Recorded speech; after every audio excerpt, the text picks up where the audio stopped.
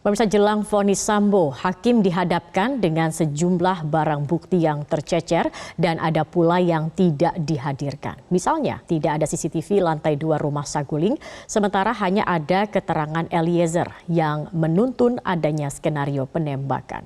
Untuk membahas bagaimana vonis hakim akan dijatuhkan kepada Verdi Sambo nantinya, telah bergabung dari luar studio kuasa hukum keluarga Yosua, Martin Lukas Simanjuntak, pengamat hukum pidana Heri Firmansyah dan kuasa hukum Verdi Sambo Rasamala Aritonang. Selamat sore Bapak-bapak, saya ingin ke Mas Martin terlebih dahulu. Mas Martin, kita tentunya masih mengikuti begitu sejumlah tahapan persidangan nantinya hingga kemudian hakim akan menjatuhkan vonis. Sejauh ini sampai di titik replik kemarin begitu ya Mas Martin, bagaimana dari pihak kuasa hukum keluarga almarhum Yosua menilai dari replik yang disampaikan oleh JPU?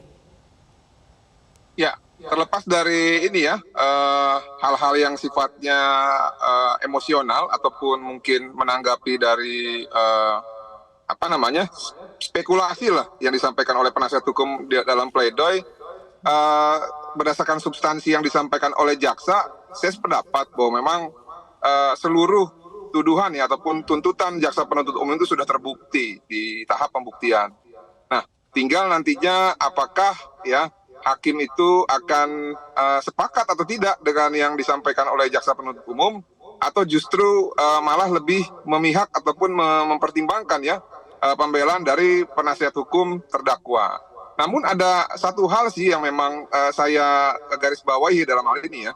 Karena kan berulang kali Pak Verdi Sambo itu mengatakan bahwa yang bersangkutan siap bertanggung jawab dan siap untuk menanggung segala kesalahan ya. Kalau saya lihat ya, ini menurut saya ya, setidak-tidaknya dari konstruksi pemikiran Pak Verdi Sambo yang mengatakan bahwa memang benar dia mengatakan hajar namun disalah tafsir oleh Richard sehingga Richard menghabisi nyawa Joshua, itu adalah konteksnya pasal 338 ya, junto pasal 55. Nah, namun yang saya agak sedikit membingungkan itu pada saat kemarin di pledoi, seluruh pasal itu menurut para penasihat hukum dari Pak Verdi Sambo tidak terpenuhi unsurnya. Karena kenapa? Karena berdasarkan konsep pembelaannya yang hanya perintah hajar tapi menjadi tembak itu tidak ada pasal 55 ayat ke-1 yang kedua sebagai penganjur. Nah, seharusnya kemarin mungkin kalau pembelaan penasihat hukum itu adalah sepakat dengan jaksa penuntut umum bahwa Pak Verdi Sambo bersalah, namun penerapan pasalnya yang berbeda, mungkin ada kemungkinan itu nota pembelaannya diterima. Tapi kembali lagi ya, ini kan saya hanya menyesuaikan dengan cara pikir masing-masing. Biarlah nanti penasihat hukum yang diberikan kesempatan pada hari Selasa untuk menjawab replik dengan cara duplik, itu menjabarkan lagi dan mencoba meyakinkan lagi majelis hakim agar bisa menerima pembelaan mereka. Walaupun kami ya, saya selaku kuasa hukum keluarga dan juga keluarga lebih meyakini apa yang dipaparkan oleh jaksa penuntut umum berdasarkan pembuktian gitu ya, yaitu sudah tergenapi 4 unsur dalam pasal 340 terhadap Pak Verdi Sambo, yaitu apa aja, barang siapa, dengan sengaja, dan dengan rencana terlebih dahulu merampas nyawa milik orang lain. Ini menurut kami sudah tergenapi seluruh unsurnya berdasarkan pembuktian yang dipaparkan oleh jaksa pada tahap pembuktian. Demikian, terima kasih Mbak Saskia. Baik. Mbak Rasamala, bagaimana tanggapannya? Dan kemarin ini kan bisa dikatakan pledoi Anda dimentahkan begitu ya oleh jaksa penuntut umum. Dan Anda mengatakan bahwa dalam repliknya jaksa penuntut umum ini emosional. Ya, begini Mbak, memang kemarin waktu disampaikan ada beberapa hal sebenarnya yang tidak relevan ya, kaitannya dengan pembuktian perkara ini dalam konteks merespon pembelaan kami gitu. Karena kan apa yang kita perdebatkan kan soal fakta dan bukti yang ada di persidangan gitu, dan kaitannya dengan keterangan semua saksi, juga keterangan para terdakwa gitu, dan tidak ada hubungannya dengan posisi penasihat hukum. Penasihat hukum sekali lagi memang berdiri pada posisi yang subjektif karena dia mewakili kepentingan hukum terdakwa, tetapi dengan cara pandang yang objektif gitu ya.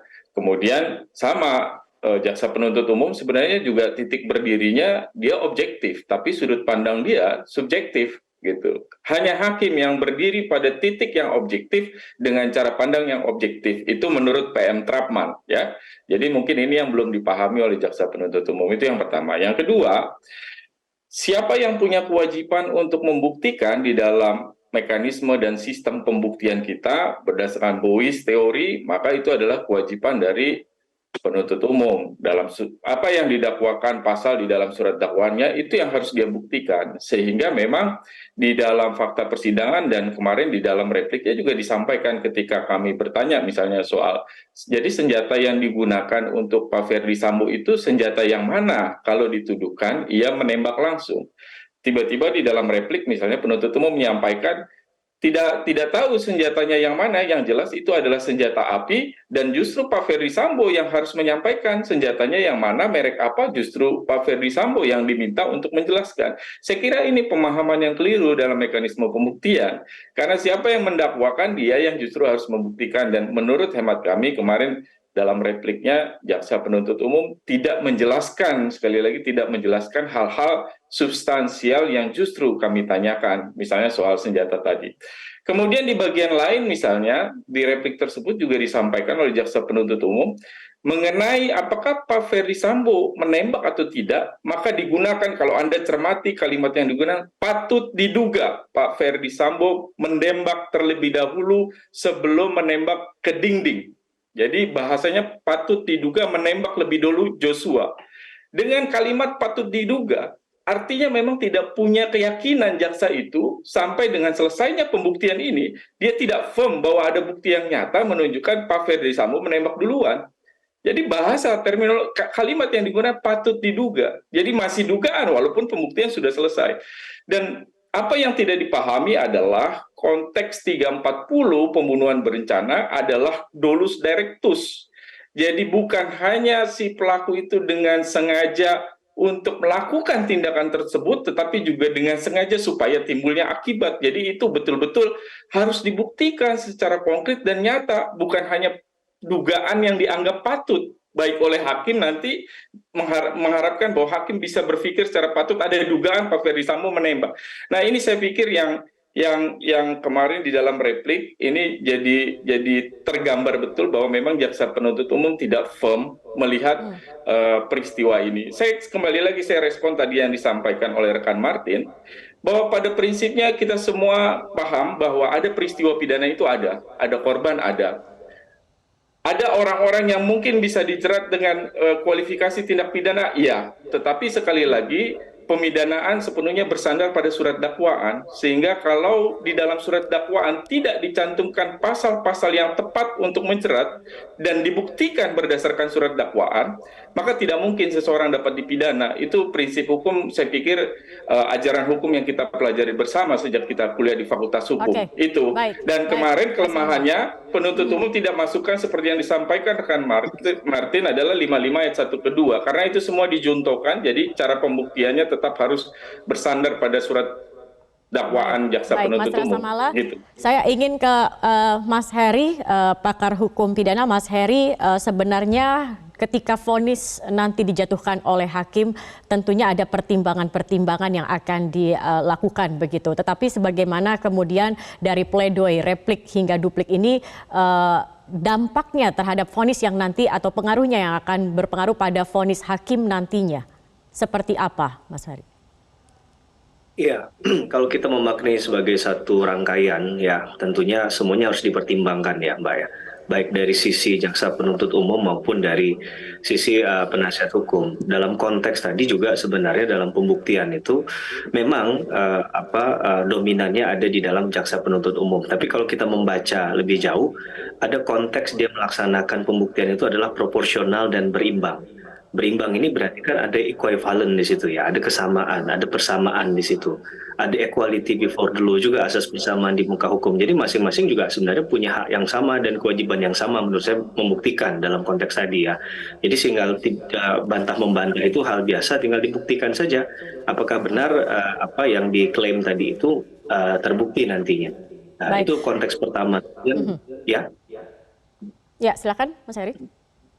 Ya, kemudian dalam konteks yang lain, kalau kita menyinggung masalah pledoi yang kemarin ya, itu kan ada gaya bahasa juga yang digunakan.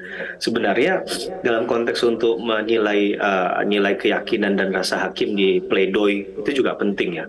Kadang ada karakteristik hakim atau gaya-gaya hakim yang pengennya to the point aja. dia malah nggak suka terlalu banyak hal-hal yang sebenarnya agak jauh dari proses pembuktian atau persidangan yang sudah berjalan. Jadi kalaulah prosentasenya terlalu besar ke arah yang tadi non hukumnya, nah itu mungkin menurut saya juga bisa mempengaruhi keyakinan hakim. Jadi kadang kita juga kalau berpraktik nggak bisa meraba-raba juga hakim ini jenis yang seperti apa karakter ya kan. Tapi untuk memahami hal itu juga sebenarnya bisa dilihat dari ketika dia menyidangkan perkara. Banyak pertanyaan hakim itu nggak terlalu panjang sebenarnya. Dia hanya sedikit narasi, tapi ingin jawaban yang tepat baru kemudian penjelasan. Jadi kalau itu dikaitkan dengan isi pledoi ataupun rangkaian replik duplik, saya rasa itu juga penting untuk jadi concern bagi setiap pihak ya. Saya nggak hanya fokus di sini ke jaksa penuntut umum atau pihak penasihat hukum, tapi karena sudah ada yang sudah dilalui, baik lewat pledoi maupun replik, nah saya rasa itu sudah dinilai oleh hakim secara utuh, tinggal satu tahap lagi menunggu putusannya.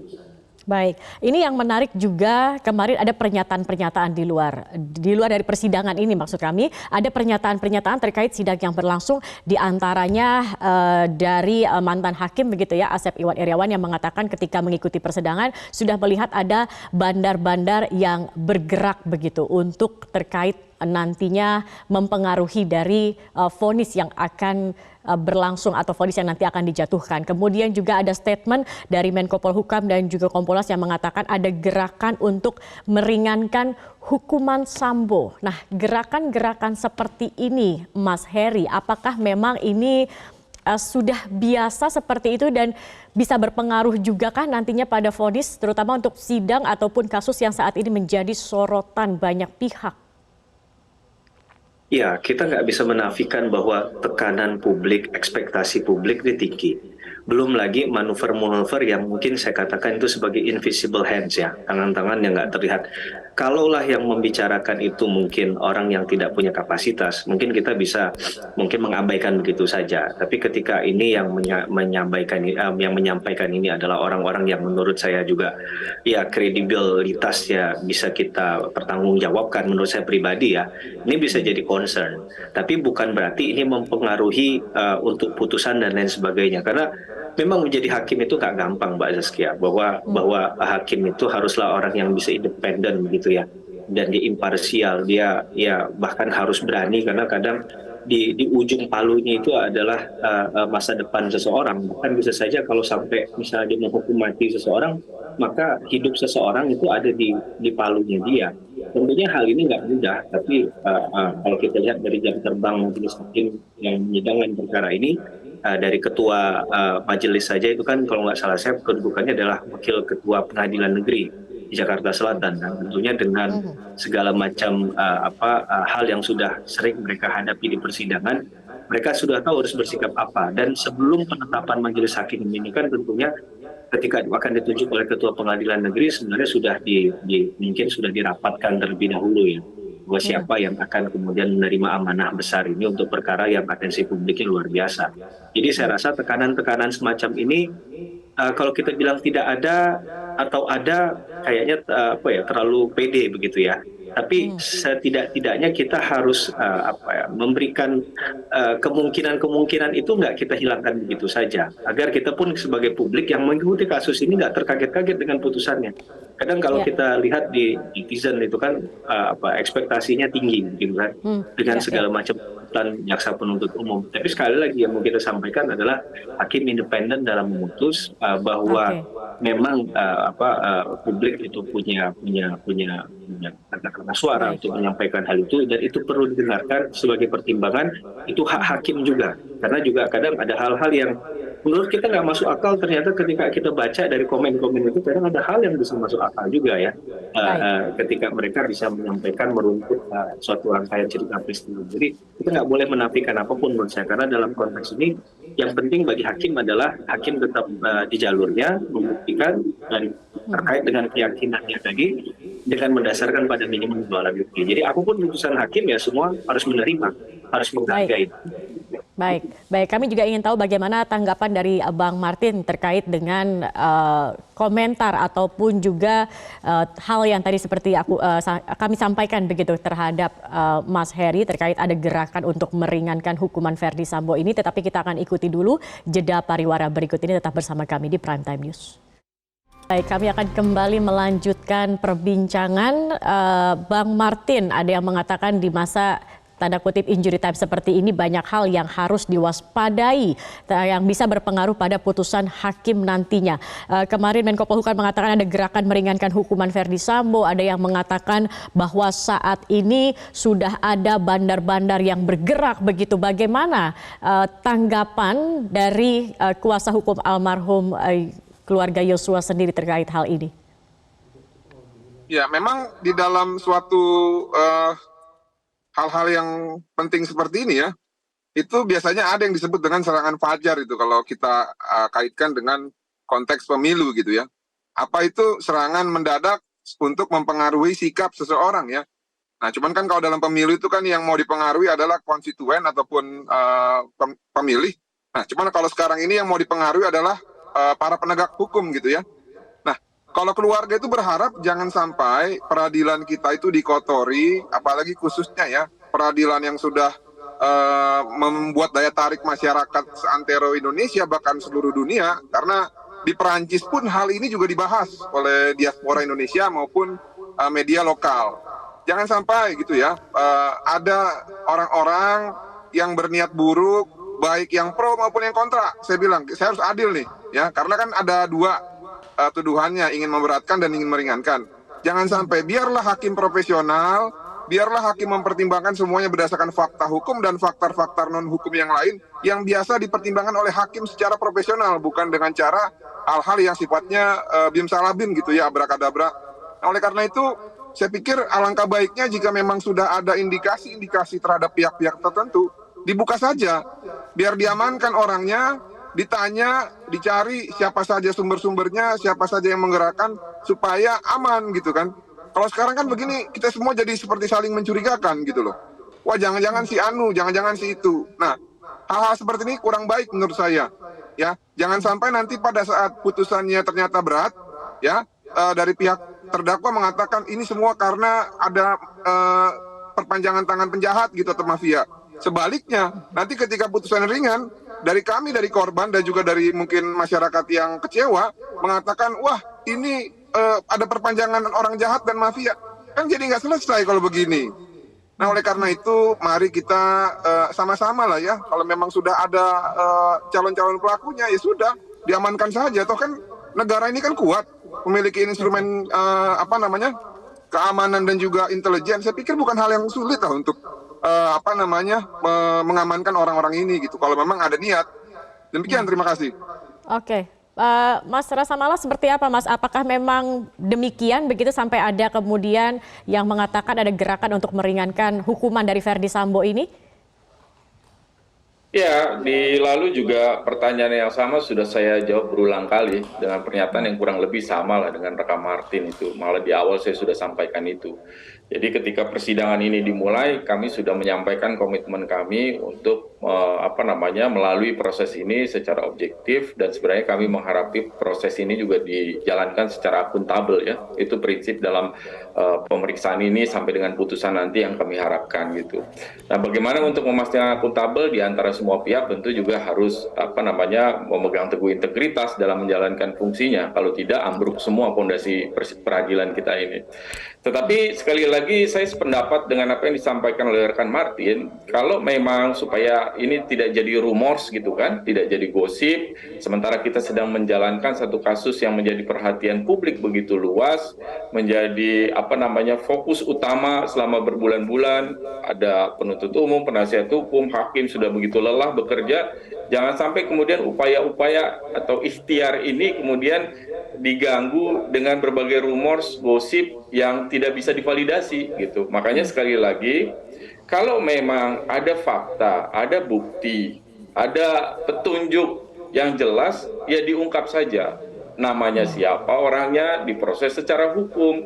Apalagi kalau upaya itu kemudian berpotensi mengganggu jalannya pemeriksaan atau mempengaruhi putusan nanti pengadilan, itu sangat berbahaya sekali gitu. Nah, saya pikir apalagi kalau itu disampaikan oleh mereka yang punya kewenangan ya, punya otoritas, itu kan harusnya mudah sekali untuk bisa memproses itu gitu. Jadi sebaiknya memang dihentikan rumorsnya, dihentikan gosipnya supaya kita semua tidak berspekulasi kemudian seperti tadi kita melihat bikin asumsi yang negatif terhadap kemungkinan nanti berbagai putusan yang dijatuhkan oleh hakim, kemudian kita mencurigainya, maka sebaiknya perdebatan soal itu dihentikan, tapi kalau memang terbukti ada, langsung saja itu diproses, dilaporkan, ditindaklanjuti secara hukum gitu, supaya langsung konkret. Gitu kira-kira, Mbak. Oke, baik. Kemudian persiapan untuk duplik nantinya ini akan seperti apa, Mas Rasa Mala? Dan satu lagi juga yang mungkin menjadi penasaran banyak dari masyarakat, begitu, buku hitam yang selalu dipegang oleh Verdi Sambo. Ini sebenarnya apa isinya? Ya, kalau buku hitam itu saya belum pernah lihat isinya apa. Yang jelas Pak Ferry Sambo memang sering mencatat di dalam buku itu. Apa isinya mesti ditanya ke Pak Ferry Sambo. Tetapi soal duplik saya kira nanti kita akan merespon secara utuh semua replik, jawab tanggapan yang disampaikan oleh jaksa penuntut umum. Tapi tentu saja tanggapan yang akan kami sampaikan akan merespon dengan lebih matang, tentu dengan lebih dewasa ya. Bagaimana merespon tanggapan dari penuntut umum. Kami tidak boleh terbawa emosional gitu, karena sekali lagi persidangan ini sepenuhnya tujuannya adalah mencari kebenaran material, dan cara mencari kebenaran Poin-poinnya material apa saja adalah mungkin Mas Rasa Mala dengan yang akan mengadu disampaikan? gagasan. Gimana? Poin-poinnya mungkin bisa apa saja nanti poin-poin yang ingin disampaikan? Ya, pertama tentu kami harus menjelaskan kedudukan dan fungsi penasihat hukum, karena itu kayaknya jaksa penuntut umum belum paham apa fungsi penasihat hukum, makanya perlu kami jelaskan dulu. Kemudian kedua, nanti tentu kami harus jelaskan beberapa fakta yang memang belum diungkap atau belum ditegaskan oleh penuntut umum di dalam repliknya gitu. Seperti tadi saya sebutkan misalnya soal jadi senjata mana yang dipakai, bukti mana yang bisa ditunjukkan, itu nanti mungkin lebih ke arah sana. Di bagian terakhir tentu juga dengan menyampaikan hal-hal yang meringankan untuk terdakwa ya, supaya bisa dipertimbangkan juga oleh majelis hakim. Secara garis besar itu, tapi detailnya nanti mungkin bisa didengarkan lebih lanjut di persidangan, nanti kami bacakan duplik. Nanti kalau kami ungkap semua di sini, Bang Martin nanti nggak hadir di persidangan, supaya hadir nanti di persidangan mendengarkan duplik itu. Oke, Sebenarnya kalau soal senjata yang bisa jawab itu Pak Ferdi Sambo, karena memang sebelum persidangan ya ada senjata ataupun barang bukti yang hilang itu. Nah makanya kalau Pak Ferdi Sambo jujur, mungkin jaksa akan bisa menjawab itu di mana senjatanya, karena hilang di telan bumi itu.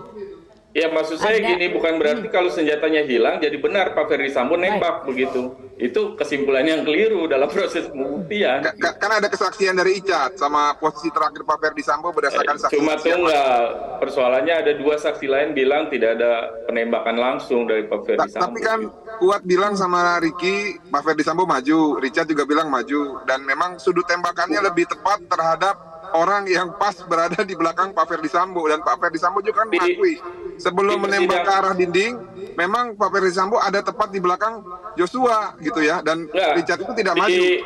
Di persidangan terakhir kesaksian Kuat Ma'ruf dan kesaksian Ricky, Richard dibilang maju ke depan ketika sudah jatuh. Richard itu maju ke depan kemudian melakukan penembakan. Itu di persidangan terakhir. Baru itu berarti keterangan baru. Nah diduga itu KM dan Ricky. KM dan Ricky, ya itu di persidangan sudah disampaikan. Itu Mbak. Curiga itu fakta baru berdasarkan BAP baru sesuai dengan Pak Ferdi Sambo yang mengatakan katanya membersihkan senjata, itu kan baru juga barang itu. Enggak, kalau itu sudah di BAP ada. Kalau yang soal nanti kita lihat bagaimana kemudian pembuktian atau kita akan melihat bagaimana putusan atau vonis dari hakim sendiri. Saya ingin ke Mas Heri terakhir. Mas Heri, tentunya hakim memiliki pekerjaan yang cukup berat karena ini menjadi sorotan. Kemudian tadi juga kita sudah dengar banyak omongan ataupun juga isu-isu yang mengatakan bahwa ini ada gerakan meringankan, memberatkan dan lain-lain seperti itu. Apa kemudian yang harus diwaspadai dalam injury time saat ini, dan kalau melihat dari persidangan, selama persidangan begitu ini, apakah kira-kira hakim akan bersikap sama seperti jaksa penuntut umum yang kemudian banyak mengecewakan ketika dalam sidang putusan berlangsung kemarin? Iya, mungkin sederhana tapi mudah-mudahan bisa mengena ya Mbak. menurut saya jauhi media sosial, jauhi informasi terkait dengan berita-berita ini. Jadi hakim harus yakin seyakin-yakinnya dengan fakta-fakta yang sudah ditemukan, termasuk ketika sudah ada pemeriksaan setempat kemarin kan. Jadi Oke. keterangan-keterangan yang dipakai oleh masing-masing itu sudah bisa dianalisa dengan baik oleh hakim. Dan hakim nggak boleh khawatir, nggak boleh takut, karena memang ini tugasnya hakim. Ini ranahnya hakim untuk kemudian memutus perkara ini secara arif dan bijaksana. Masalahnya ya kita bisa tidak menerima apa yang jadi putusan nantinya. Tentunya kita belajar untuk bisa menerima apapun keputusan hakim nanti. Oke, kita akan tunggu bagaimana kemudian Res vonis judicata dari hakim pro ini. veritate habeas, Sayang sekali durasi kita terbatas. Terima kasih banyak Bang Martin Lucas Simanjuntak, kemudian Mas Rasa Mala Aritonang dan juga Mas Heri Firmansyah sudah bergabung bersama kami di Prime Time News.